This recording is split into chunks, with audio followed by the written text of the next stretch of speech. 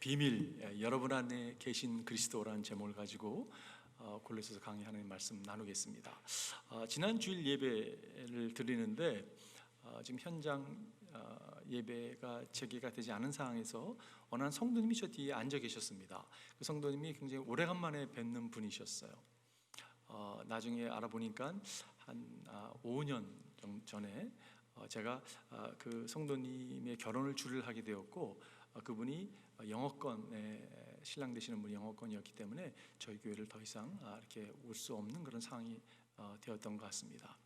너무 반갑게 맞이했습니다. 만나서 반갑고 또 잠시 인사를 나눴는데, 제가 교회 사무실에 있는데 우리 조소영 집사님과 좀 친하게 지내셔가지고 함께 잠깐 사무실로 오셨어요.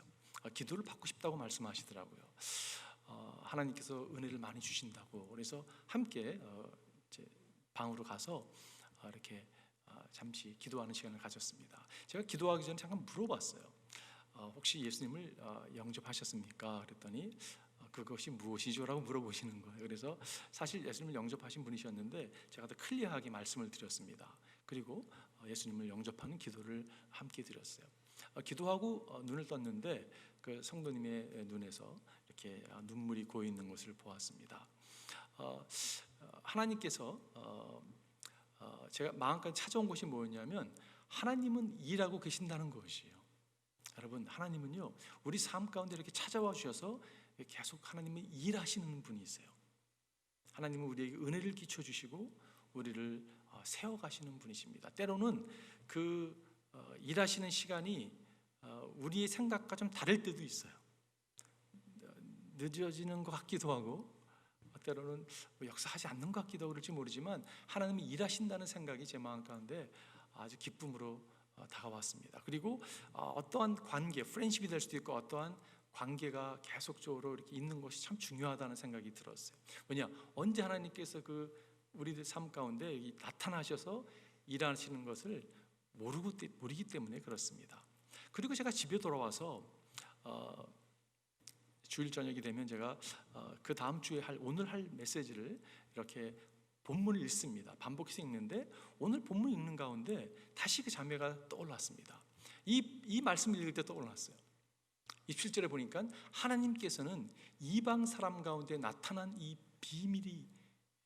비밀의 영광이 얼마나 풍성한지를 성도들에게 알리려고 하셨습니다. 하나님께서 여러분 이 비밀을요 사람들 가운데 역사하시면서 이렇게 알려주시거든요. 이 비밀은 여러분 안에 계신 그리스도요 곧 영광의 소망입니다. 예수 그리스도를 영접한 하나님의 사람들에게 여러분 이 비밀이 있는 것을 성경은 증거하고 있어요. 이 비밀이 무엇입니까? 이 비밀은요 영광의 소망이라고 말씀하고 있어요. 이 비밀은 예수 그리스도라고 말씀하고 있습니다. 예수를 영접한 하나님의 사람들 가운데 역사하시고 살아계신 예수님이라고 성경은 선포하고 있는 것을 보게 돼요. 오늘 저는 비밀에 대한 이야기를 여러분 나누고 싶어요. 영어 성경은 NIV는 mystery라는 단어를 사용하고 있습니다. 제가 mystery라는 단어를 사전에 찾아보니까 뭐라고 써있냐면 설명할 수 없는 일, 가로치고 종교적인이라는 뜻이 있더라고요. 여러 뜻 가운데 설명할 수 없는 일이에요. 드러나지 않았던 일입니다. 그런데 여러분 그 자매님에게 이렇게 드러난 바 된 것처럼 우리에게도 이것이 발견된 바 된 것이에요. 드러난 바 된 이 비밀, 오늘 이 비밀에 대한 말씀을 여러분과 함께 나누고 싶어요. 이 비밀을 깨달은 사람, 발견한 사람들의 특징이 있습니다. 그리고 이거를 깨달은 사람이 살아가야 될 어떤 생각들, 적용 차원에서 여러분과 몇 가지 생각을 나누고 싶어요. 첫 번째는 특징이 있는데요. 특징이 뭐냐면 이 비밀을 깨달은 사람은 고통 가운데서도 기쁨을 붙잡을 수 있습니다. 이 비밀을 깨달은 사람은요 아무리 상황이 어려워도 아무리 고통 가운데 거한다 할지라도 여러분 기쁨을 유지할 수 있는 그러한 신비스러움이 있는 것을 보게 돼요. 여러분 이게 능력이잖아요, 그죠? 사도 바울은 예수님을 알기 전에, 예수님을 맞이하기 전에, 받아들이기 전에 교회를 핍박하던 사람입니다. 얼마나 열정이 대단했는지, 열심히 대단했는지 모르겠어요. 여러분, 그런데 바울은 예수를 만난 다음부터 그의 삶은 참 고통스러운 삶을 살아가기 시작해요. 고린도 후서에 보게 되면 바울이 자신의 생을 소개하면서 뭐라고 얘기하냐면, 내가 얼마나 인생이 참 쉽지 않았는지 아냐고. 내가 8번 매를 맞았던 사람이라고. 여러분, 그 중에 5대는 유대인에게 40대를 때리면 죽거든요. 그런데 39대까지, 그러니까 죽기 전까지 매를 맞았던 사람, 그것도 5번이나, 채찍이 3번이나 맞았던 사람입니다. 여러분, 배를 타고 가다 배가 여러분 파손이 된 거예요. 그걸 3번이나 경험했던 사람이에요. 바다와 광야의 위험을 겪었던 사람입니다. 동족의 위험도 있었고요, 이방인의 위험도 있었고요, 강도 위험도 있었고요, 굶고 목마르고 너무 어려운 삶을 살아요. 그런데도 불구하고 불평이나 원망하는 모습을 하나도 발견할 수가 없어요. 그는요, 늘 주 안에서 기뻐하라. 내가 다시 말하노니 기뻐하라. 여러분, 기쁨을 가지고 살았던 것을 알 수가 있어요. 어떻게 이게 가능할까요? 그는 비밀을 깨달았기 때문에 그렇습니다. 그는 비밀을 깨달았기 때문에 그렇게 고백하고 있는 것이. 오늘 본문은 이렇게 시작해요. 이제 나는 여러분을 위하여 고난을 받는 것을 기쁘게 여기고 있으며, 내가 지금 감옥에 갇혀 있습니다. 근데 내가 이것이 그리스도를 위하여 사는 일이라면 이건 얼마나 기쁜 일인지 모르겠노라고. 그리스도의 남은 고난을 그분의 몸, 곧 교회를 위하여 내 육신으로 채우고 있습니다. 내가 교회를 해서 드려지는 고난이라면 너무 기쁘다고. 예수님의 고난이 컴플릿하지 않았기 때문에, 인합하지 않았기 때문에 내가 채우는 그런 의미가 아니에요. 주님의 고난은 여러분 우리를 위하여 온전히 치러진 고난입니다. 그런데 그 영광스러운 고난에 내가 동참할 수 있는 것이 얼마나 영광스러운 건지 모르겠다고 이렇게 고백하고 나가는 거거든요. 바울은 자유의 몸으로 세계 방방곡곡을 다니면서 복음을 전하기를 원했습니다. 그러나 그가 예수님 때문에 감옥에 갇힌 바 되었어요. 많은 사람을 감옥에 보냈던 바울이 예수를 믿고 나서 감옥에 갇히게 됩니다. 여러분, 감옥에 갇혔는데 좌절하지 않았어요. 어떻게 할 수 있을까요? 그의 서신들을 보면 알 수 있잖아요, 그죠? 감옥에 갇혀서 썼던 여러분 빌레몬서나 빌립보서나 에베소서, 골로새서, 이게 다 감옥에서 쓴 서신들이잖아요, 그죠? 좌절했으면 이런 글이 나올 수가 없습니다. 그는 기쁨 가운데 있었어요. 어떻게 가능했을까? 그는 비밀을 깨달았기 때문에 그렇습니다. 여러분, 질문해 볼게요. 여러분은 이 비밀을 아십니까? 아시죠? 발견하셨죠? 여러분, 이 비밀을 발견한 그 삶의 그 능력을 경험하고 살아가고 계십니까? 여러분, 우리가 참 어려운 시기를 지나고 있어요, 그죠? 이 팬데믹 코비드-19를 지나면서 참 어렵습니다. 그런데 여러분, 이 어려운 가운데서도 신앙이 빛을 발할 수가 있어요. 우리는 비밀을 깨달은 사람이기 때문에 이 비밀을 아는 하나님의 종들이 이것을 여러분 삶 가운데 적용하고 나가야 될 줄 믿어요. 많은 분들이 교회를 나오기 시작하는 동기가 많다고 표현할 수도 있고 적지 않은 사람이라고 얘기할 수 있겠는데, 여러분, 고통이 있어서 문제가 찾아와서 교회를 찾아오시는 분들이 계세요. 가끔 보면 성도님 가운데서도 이렇게 새벽기도 안 오시던 분인데 갑자기 새벽기도 나오게 되면 조금 이렇게 목사로서 불안한 마음이 생깁니다. 저분이 무슨 기도 제목이 있으신가 보다. 여러분, 기도를 어떻게 시작하냐면 이렇게 시작합니다. 하나님, 이 문제를 해결해 주십시오. 이 고통을 제거해 주십시오라고 기도를 시작해요. 그런데 이 비밀을 깨닫고 난 후에는 어떻게 기도가 바뀌는 것을 보게 돼요. 어떻게 바뀌냐면요, 하나님, 문제가 내 앞에 있습니다. 그러나 당신이 주신 능력으로 이 문제를 해결하기를 원합니다. 저에게 능력을 주십시오, 힘을 주십시오. 이렇게 기도가 바뀌는 것을 보게 돼요. 기도가 처음에는요, 하나님, 저 인간 내 눈에서 사라지게 해주십시오, 저 제거해달라고 이렇게 기도하는 사람들도 계세요. 근데 비밀을 깨닫는 후에는 기도가 바뀌는 걸 보게 돼요. 하나님, 저 영혼을 불쌍히 여겨주십시오. 저에게 기회를 주신다면 꼭 복음을 전할 수 있도록 하나님 은혜를 베풀어 주십시오. 이렇게 기도가 바뀌는 것을 보게 돼요. 비밀이라는 것은 모든 것을 변화시킵니다. 그렇기 때문에 고난 가운데서도 기뻐할 수 있는 것이. 또 다른 특징이 있다면 이 비밀을 깨달은 사람은 이 비밀을 증거함을 사명으로 여기는 사람이에요. 오늘 바울은 그렇게 고백합니다. 나는 하나님께서 여러분을 위하여 하나님의 말씀을 남김없이 전파하게 하시려고 내게 맡기신 사명을 따라 교회의 일꾼이 되었습니다. 나에게 맡기신 사명. 이 비밀을 증거하는 일을 주님께서 나에게 주셨습니다. 이것을 나는 미션으로, 사명으로 여깁니다. 나에게 부르심이 있습니다. 콜링이 있습니다. 이렇게 고백하는 거예요. 그죠? 여러분, 이 사명이, 이 부르심이 사울에게만 적용되는 것입니까? 아니에요. 이 비밀을 깨달은 모든 사람에게 적용되는 동일한 그러한 말씀이에요.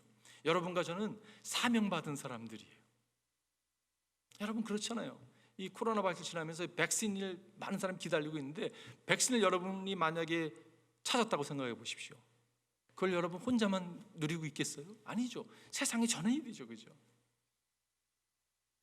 영원한 생명과 연결되어 있는 이 비밀, 이 예수 그리스도, 이 영광의 소망, 복음에 대해서 주님께서 우리에게 맡겨주셨어요. 여러분과 저는 이것을 아낌없이 정말 기회가 닿는 대로 주의 증거에 될 줄 믿습니다. 그 사명을 주님께서 우리에게 허락해 주셨어요. 우리 주보에 있는 말씀이죠. 또 예수께서 그들에게 말씀하셨다. 너희는 온 세상에 나가서 만민에게 복음을 전하여라. 여러분, 이것을 우리에게 사명으로 주었다는 것이. 요즘 보면 적지 않은 분들이 이 시대에 일어나는 일들을 보면서 이거 혹시 말세 아니냐고 그런 표현을 하시는 분들이 계세요. 여러분, 성경에 나오는 말세의 그런 표징들을 보면요, 너무 그런 것 같아요. 정말 말세에 일어나는 일들이 정말 각 처소에서 일어나는 것을 보게 됩니다. 정말 말세가 아닌가 생각을 들 때가 있어요. 근데 여러분, 크리스찬들은 사실 말세를 늘 사랑하는 태도로 살아가야 될 사람들이에요. 그죠? 왜냐하면 개인적인 종말도 그다지 멀리 있지 않기 때문에 그렇습니다. 우주적인 종말이건 개인적인 종말이건 우리는 늘 종말적인 삶을 살아가는 사람들이에요. 여러분, 요즘 사람들이 포스트 코비드 19 이야기를 많이 합니다. 과연 앞으로 어떻게 될 것인가? 저는요, 다른 건 잘 모르지만 여러분과 저는 이전과 똑같은 삶을 살아가서는 안 된다고 생각하는 사람이에요. 여러분, 하나님께서 우리에게 이런 시간을 주면서 우리에게 주님께서 말씀해 주시고 도전을 주신다고 저는 확신합니다. 그 가운데 하나가 있다면 여러분과 제가 영적인 사람이 되는 것이에요. 이전과 똑같은 신앙생활에 머무는 것이 아니라 정말 하나님의 음성을 듣는, 주님과 친밀하게 교제하는, 주의 복음을 증거하는 주님의 종들이 되기를 바라요. 그러면 제 마음에 떠올랐던 말씀이 베드로전서 이 말씀이었어요. 만물의 마지막이 가까웠습니다. 어떻게 보면 종말의 시절을 맞이하는, 정말 시대를 맞이하는, 개인적인 종말이건 우주적 종말이건 여러분 마지막에 가까워 있는 것을 부인할 사람이 아무도 없을 거예요. 그러므로 정신을 차리고 삶과 조심하여 기도하십시오. 여러분과 제가 정말 정신을 차리고 여러분 무엇을 해야 돼요? 기도하는 것이에요. 기도라는 것은 무엇입니까? 주님과 친밀감 가운데 나아가는 것이에요. 주님과 소통하는 것이에요. 그리고 무엇보다 먼저 서로 뜨겁게 사랑하십시오. 사랑은 허다한 죄를 덮습니다. 여러분, 사랑하는 거예요. 말세가 됐어요? 무엇을 해야 돼요? 사랑하는 거예요. 누구를 사랑해요? 내 옆에 있는 사람을 사랑하는 거죠. 옆에 있는 사람 사랑해야죠. 격리생활을 하면서 여러분 어려움을 겪는 분이 적지 않게 있어요. 나랑 그동안 이렇게 오래 살았던 사람이 이런 괴물인지 몰랐다라는 사람들이 계실지 모르겠어요. 가장 가까운 사람을 사랑하기가 어려울 수도 있습니다. 그렇기 때문에 주님이 도전하시는 거죠. 그 사람부터 시작해서 여러분 사랑하는 것이요. 근데 사랑이라는 게 무엇입니까? 정말 사랑한다면 정말 최고의 것을 주고 싶어요. 그죠? 최고의 것이 무엇입니까? 여러분, 복음처럼 위대한 메시지가 어디 있어? 이 비밀, 여러분과 제가 이 비밀을 나누는 자리에 나아가기를 바라요. 오늘 26절에 이렇게 말씀하고 있습니다. 이 비밀은 영원전부터 모든 세대에게 감추어져 있었는데 지금은 그 성도에게 드러났습니다. 이게 감췄던 것이 드러났다고 말씀하고 있어요. 여러분, 구약에는요 이 비밀을 깨닫지 못했습니다. 구약을 대표하는 모세가 이걸 온전히 깨닫지 못했어요. 위대했던 엘리야도 이걸 온전히 깨닫지 못했습니다. 하나님의 마음에 합한 자라고 여겼던 다윗도 이것을 온전히 깨닫지 못했어요. 그런데 여러분과 저에게 여러분 이 비밀이 드러난 바 됐다고 성경은 말씀하고 있어요. 이 비밀이 뭐라고요? Jesus Christ, 예수 그리스도, the hope of glory, 영광의 소망. 여러분과 저 안에 거하시는 예수 그리스도, 우리 안에 거하시는 예수 그리스도, 그분이 여러분 비밀이에요. 우리가 그러므로 아무리 어려운 오늘의 시기를 지난다 할지라도 여러분 우리 안에 거하신 예수 그리스도 때문에 기쁨을 유지할 수 있는 것이에요. 아무리 현 상황이 혼돈스럽고 어렵다 할지라도 우리 가운데 거하시는 예수 그리스도가 충만함으로 소망을 붙들고 소망에 대해서 묻는 자들에게 소망을 소개할 수 있게 된다는 그런 말씀입니다. 이안 토마스라는 분이 쓴 The Saving Life of Christ라는 책에서 이런 글이 나옵니다. 참 마음에 와닿는 표현이에요. 내가 그리스도 안에 거할 때 나는 천국의 시민이 되고 그리스도께서 내 안에 거할 때 나는 이 땅을 섬기게 됩니다. 내가 그리스도 안에 거할 때 나의 인생 종착역의 변화가 찾아오고 그리스도가 내 안에 거할 때 나의 운명의 변화가 찾아옵니다. 그리스도 안에 거할 때 천국은 나의 집이 되고 그리스도가 내 안에 거할 때 세상은 하나님이 일하시는 장소가 됩니다. 요한복음 15장에 주님께서 나는 포도나무 너희는 가지 너희가 내 안에 내가 너 안에 있으면 가지를 많이 맺는다고. 여러분 골로새의 주제가 뭐라고요? 풍성함이에요. 그분이 우리 안에 거하시는 게 비밀인데 그분이 거하시고 내가 그분 안에 거함으로 그분께서 이끄시는 그 풍성한 삶, 어떠한 상황 가운데 여러분 누릴 수 있는 약속이 있다는 것이에요. 그래서 여러분과 제가 붙들고 나아가기를 바랍니다. 적용 중인 차원에서 여러분 몇 가지 생각을 여러분 나누고 싶어요. 첫 번째 생각은요, 기독교는 종교가 아니라 예수님께서 당신을 사는 것이다. 이게 너무나 중요한 생각이에요. 여러분 이걸 꼭 붙들고 나가길 바랍니다. 여러분과 저는 종교인이 아니에요. 예수님께서 우리 가운데 역사하시고 살아가십니다. 예수님께서 이 땅에 계시면서 종교 지도자들에게 이렇게 말씀하셨어요. Kingdom of God, 제자들에게 Kingdom of God is within you. Kingdom of God is within you. 하나님의 나라가 내 마음에 있다라는 표현을 했어요. 여러분 이 가르침은요 획기적인 쇼킹한 가르침이었어요. 왜냐? 킹덤이라는 것은, 나라라는 것은 왕이 있는데 그 왕을 우리는 만왕의 왕이라고 표현하는 분이 하나님이신데 어떻게 그분이 우리 안에 거할 수가 있냐고, 너무 획기적인 가르침이었거든요.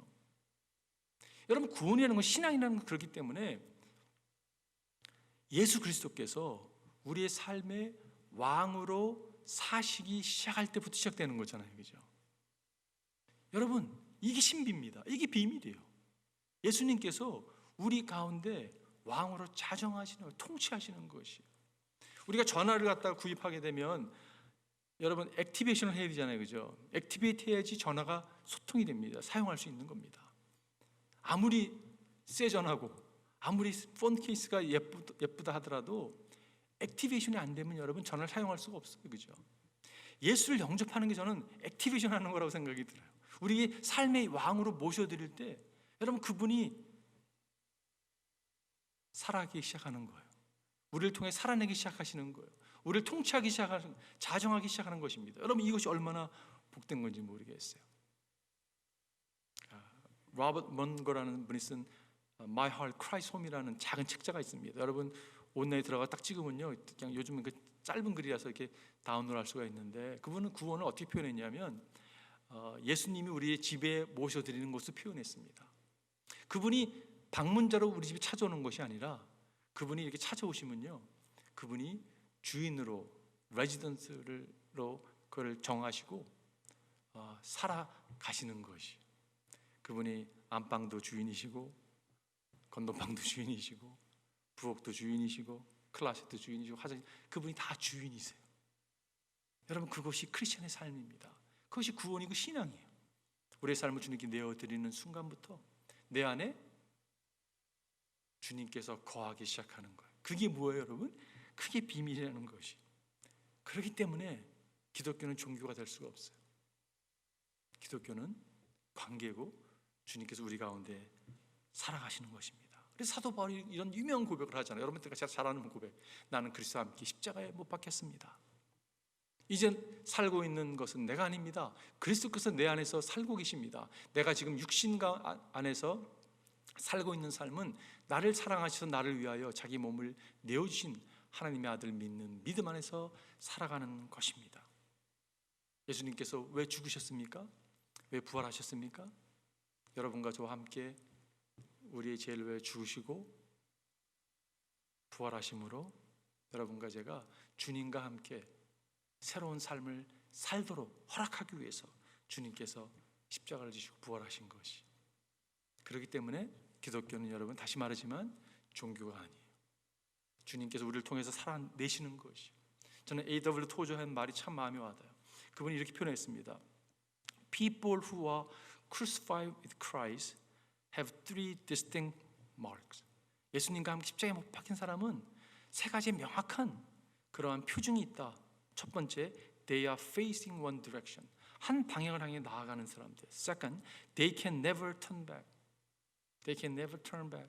다시 돌아서지 않는 거예요. 세 번째, they no longer have plans of their own.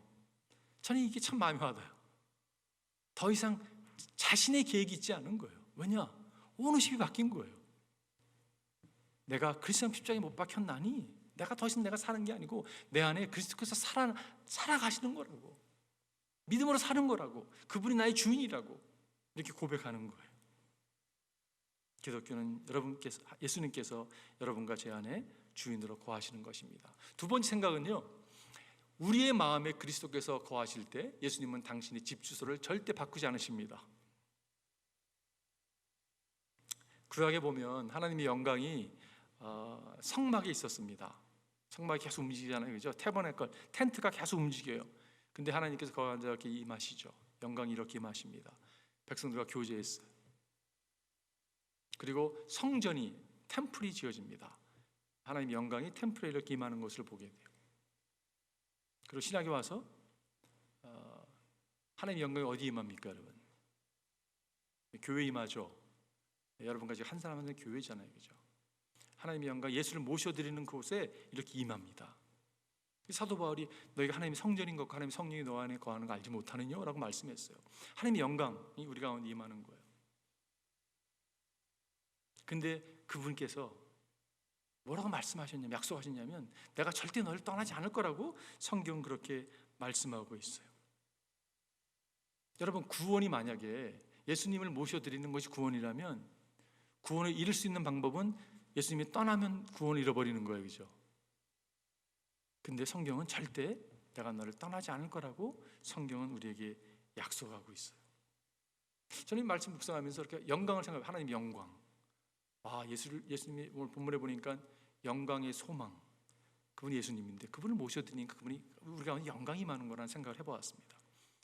여러분, 구약에 보게 되면 다윗이 이런 기도를 드려요. 시편 51편에 보면 이렇게 고백합니다. 주님 앞에서 나를 쫓아내지 마시며 주님의 성령을 나에게서 거두어 가지 말아 주십시오. 여러분, 그 말씀, 유명한 말씀 아시죠? 왜 다윗이 이런 기도를 드렸을까요? 이게 가능했습니다. 하나님의 영이 임했다가 떠나는 역사가 있었어요. 사사기의 삼손이 그런 케이스죠.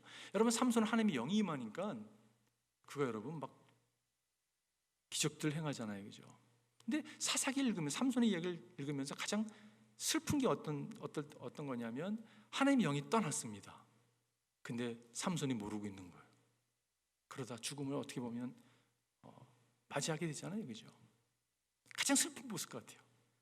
그러나 여러분, 신학에 와서는 뭐라고 약속하고 있냐면 절대 하나님께서 여러분과 저를 떠나지 않을 거라고 말씀하고 있다는 것이요. 여러분, 이걸 꼭 붙드는 여러분과 제가 되기를 바라요. 주님께서 이렇게 말씀하셨습니다. 내가 아버지께 구하겠다. 그리하면 아버지께서 다른 보혜사를 너에게 보내셔서 영원히 너희와 함께 계시게 하실 것이다. 성령 하나님께서 여러분과 저 가운데 함께 영원히 걸 거라고 약속하셨잖아요, 그죠? 그는 진리의 영이시다. 세상은 그를 보지도 못하고 알지도 못함으로 그를 맞아들일 수가 없다. 그러나 너희는 그를 안다. 그것은 그가 너희와 함께 계시고 또 너희 안에 계실 것이기 때문이다. 여러분, 이게 비밀이거든요. 그 성령께서 우리 가운데 찾아오시고 우리 가운데 거하신다는 거예요. 함께 하신다는 거예요. 나는 너희를 고아처럼 버려두지 아니하고 너에게 다시 오겠다. 주님이 이렇게 약속하셨어요. 절대 여러분 고아처럼 홀로 남겨두지 않습니다. 주님 우리와 함께 하시고 영원히 함께 하실 거라고 성경은 선포하고 있는 거예요. 그래서 여러분과 제가 성령을 나에게 거두어 가지 마십시오라고 기도할 필요가 없어요. 왜냐? 그분은 여러분과 저 가운데 영구적으로 거하시는 분이 있어요. 여러분, 히브리서 말씀 보면 후반절에 보면 이렇게 말씀하고 있습니다. 주님께서 친히 말씀하시기를 내가 결코 너를 떠나지도 않고 버리지도 않겠다 하셨습니다. 영어로 보면 전 특별히 첫 번째 파트가 보면 Never will I leave you 라는 표현이 너무 좋은 것 같아요. 그래서 좀 제가 이렇게 바꿔봤어요. Never will I leave you. I부터 I will never leave you. 여러분 손을 기억하십시오. I가 누굽니까? 대장 되신 예수 그리스도세요. I will never leave you. you가 누구예요? 여러분과 저예요. 내가 절대 너를 떠나지 않겠다고 약속 주님 말씀하시는 것 같아요. 요한복음 10장에도 그런 말씀이 있죠. 하나님께서 우리에게 영생을 주시는데 영원히 멸망하지 않을 거라고, 내 손에서 그 누구도 빼앗아갈 적 없을 거라고. 영생을 주신 분이 누구냐면 만유보다 큰 분이라고, 하나님이시라고. 아버지 손에서 그 누구도 빼앗아갈 적 없을 거라고 주님이 말씀하고 있어요. 주님의 손을 여러분 꼭 붙드시는 여러분과 제가 되기를 바랍니다. 마지막 세 번째 생각은요, 신앙은 예수님을 위해 무엇을 하고자 하는 것이 말고 예수님이 나를 통해 살도록 허락하는 것입니다. 여러분, 이게 신앙이에요. 사람들 그렇게 말할지 모르겠어요. 그거 너무 패시브한 삶이 아니냐고, 너무 수동적인 삶이 아니냐고. 아닙니다, 여러분. 이 삶이야말로 액티브한 삶이에요. 능동적인 삶인 것을 알 수가 있습니다. 여러분, 포스트 코비드 19 어떻게 살아야 되는가, 제가 여러분 한 말씀 해드리고 싶어요. 그동안 여러분이 힘을 의지하고 살았더라면 그걸 멈추십시오.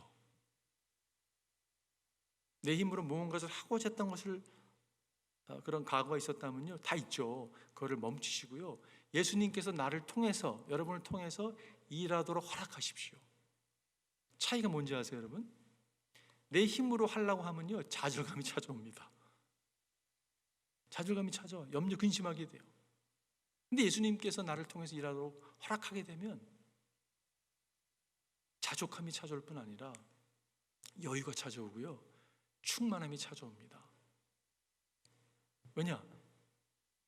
이게 비밀이거든요. 우리 가운데 거하신 예수님께서 살도록 허락할 때, 우리를 통해서 역사하실 때 거기엔 충만함이 있거든요. 자족함이 있거든요. 오늘 본문 이렇게 말씀하고 있습니다. 이 일을 위하여 나도, 바울이 그러는 거예요, 내 속에서 능력으로 작용하는 그분의 활력을 따라 수고하며 애쓰고 있습니다. 자기 힘으로 한다고 얘기하지 않았어요. 내 속에서 능력으로 작용하는 그분의 활력, 하나님의 능력으로 감당한다고 바울이 고백하고 있는 것이. 그 이안 토마스라는 분이 또 다른 책에서 이런 글을 남겼습니다. 이것도 참 좋은데, 경건을 이렇게 표현해서, 경건이란 내가 하나님을 모방하려는 것이 아닙니다. 경건이란 내 안에 일함으로 생산해내시는 결과입니다. 자기의 의가 아닌 그리스도의 의입니다. 그것은 활동적이지 않는 것이 아니라 그리스도가 활동하는 것입니다. 사람들의 성품을 통해 하나님의 목적하심이 하나님의 행하심으로 성취되는 것입니다. 하나님께서 여러분과 저를요 다 독특하게 만드셨어요. 하나님이 다 우리를 통해서, 우리라는 통로, 독특한 통로를 통해서 하나님은 일하고 계시고 일하시기를 원하신다는 것이. 오늘 제가 결론 드리겠습니다. 저는 비스코라고 하는 스튜어트 비스코라는 목사님의 그 코테이션을 많이 묵상해요. 그분은 크리스천의 삶을 이렇게 4스테이지로 나눴습니다. 첫 번째, This is so easy, 이렇게 표현했어요. 여러분, 기독교 시작은요 너무 쉬운 것 같아요, 그죠? 예수 영접하면 다 되는 거냐고. 그 시작을 합니다.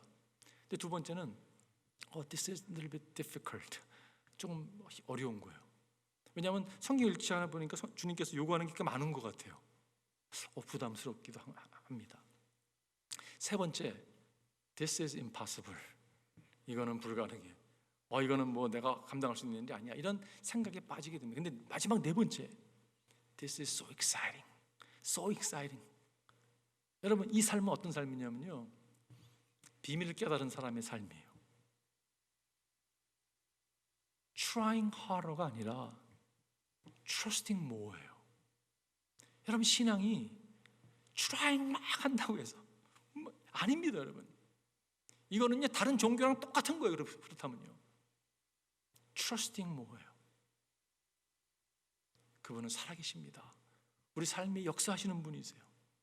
여러분, 왜 염려 근심하세요? 상황이 이런데 어떻게 염려 근심 안 할 수 있냐고. 우리 자녀가 상황이 이런데 어떻게 염려 근심 할 수 없냐고. 주님이 요구하는 것이 있다면 내가 뭘 하려고 하는 것이 아니라 주님을 더 신뢰하는 거예요. 여러분을 통해서 주님은 계속 일하실 것입니다. 그런 축복이 여러분과 저에게 임하기를 주님으로 축원드립니다. 기도하시겠습니다.